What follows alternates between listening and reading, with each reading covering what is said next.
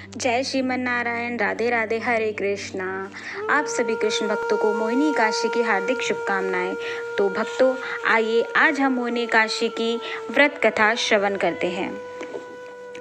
धर्मराज युधिष्ठिर कहने लगे, हे कृष्ण, वैशाख मास के शुक्ल पक्ष के एकादशी का क्या नाम है तथा उसकी क्या कथा है, इस व्रत की क्या विधि है, सो सब विस्तार पूर्वक कहिए। श्री कृष्ण कहने लगे, हे धर्मराज, मैं आपसे एक कथा कहता हूँ जिसको महर्षि वशिष्ठ ने रामचंद्र जी से कहा था।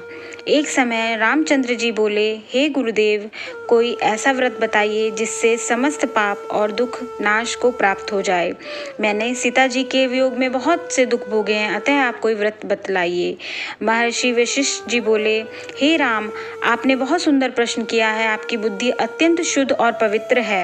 यद्यपि आपके नाम का स्मरण करने से ही मनुष्य पवित्र और शुद्ध हो जाता है, तो भी आपका यह प्रश्न लोकहित में बहुत ही सुंदर है। वैशाख मास में जो एकादशी आती है उसका नाम मोहिनी एकादशी है। इस एकादशी का व्रत करने से मनुष्य सब पापों तथा दुखों से छूटकर मोह जाल से मुक्त हो जाता है। अतः यह व्रत दुखी मनुष्य को अवश्य करना चाहिए। इससे मनुष्य के सब पाप और दुख नाश को प्राप्त हो जाते हैं। अब आपको इसकी कथा एकाग्रचित होकर ध्यानपूर्वक सुनाता हूँ, सुनिए।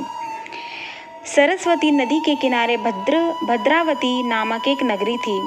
वहाँ पर द्युतिमान नामक चंद्रवंशी राजा राज्य करता था। इसी नगरी में धन धान्य से पुण्यवान धनपाल नामक एक वैश्य भी रहता था। वह अत्यंत धर्मात्मा एवं विष्णु भक्त था। उसने नगर में अनेक भोजनालय, प्याऊ, कुआं, सरोवर, धर्मशाला आदि बनवाए थे और सड़कों पर आम, जामुन, नीम आदि के अनेक वृक्ष भी लगवाए थे। उस वैश्य के 5 पुत्र थे, सुमना, सद्बुद्धि, मेधावी, सुकृति और धृष्ट बुद्धि। इनमें धृष्ट बुद्धि नाम वाला 5वां पुत्र महापापी था। वह पितर आदि को नहीं मानता था। वह वैश्य और दुराचारी मनुष्यों की संगति में रहकर जुआ खेलता, पर स्त्रियों के साथ भोग विलास करता तथा मद्यमांस का सेवन करता। इनके अतिरिक्त अनेक कुकर्मों में भी वह अपने पिता के धन को नष्ट करता था। वह शव के साथ उसके गले में हाथ डालकर फिरता रहता था। इन्हीं कारणों से उसके पिता, भाइयों तथा कुटुंबियों ने उसको घर से निकाल दिया और उसकी निंदा करने लगे। घर से निकाल देने के बाद वह अपने गहने और कपड़े बेचकर निर्वाह करने लगा। जब सब धन नष्ट हो गया तो वैश्य और दुष्ट संगी साथियों ने भी उसका साथ छोड़ दिया। अब वह भूखा और प्यास से अत्यंत दुखी रहने लगा। अन्य कोई सहारा न देखकर वह चोरी करने लगा। एक बार वह पकड़ा गया, परंतु राज्य कर्मचारियों ने उसको वैश्य का पुत्र जानकर छोड़ दिया। मगर जब वह दूसरी बार पकड़ा गया तो उन्होंने राजा के सामने उपस्थित कर दिया। राजा ने उसे कारागार में बंद कर दिया।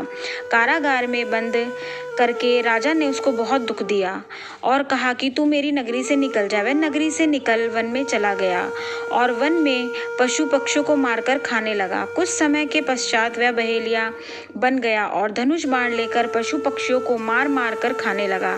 एक दिन वह भूख प्यास से दुखित हो खाने की खोज में फिर रहा था कि कौंडिन्य ऋषि के आश्रम पर पहुंच गया।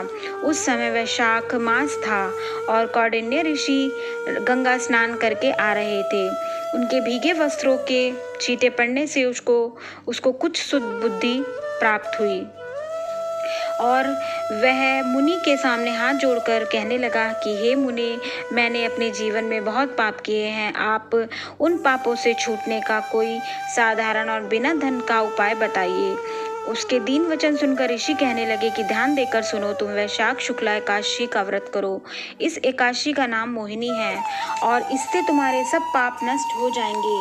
मुनि के ऐसे वचन सुनकर वह बहुत प्रसन्न हुआ और उनके द्वारा बताई गई विधि के अनुसार उसने मोहिनी एकादशी का व्रत किया। हे राम, इस व्रत के प्रभाव से उसके सब पाप नष्ट हो गए और अंत में वह गरुड़ पर चढ़कर विष्णु लोक गया।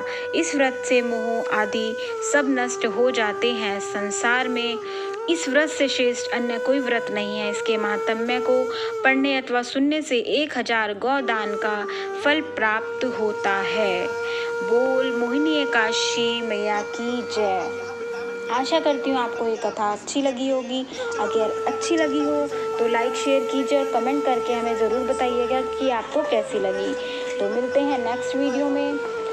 जय श्रीमन नारायण, राधे राधे, हरे कृष्णा।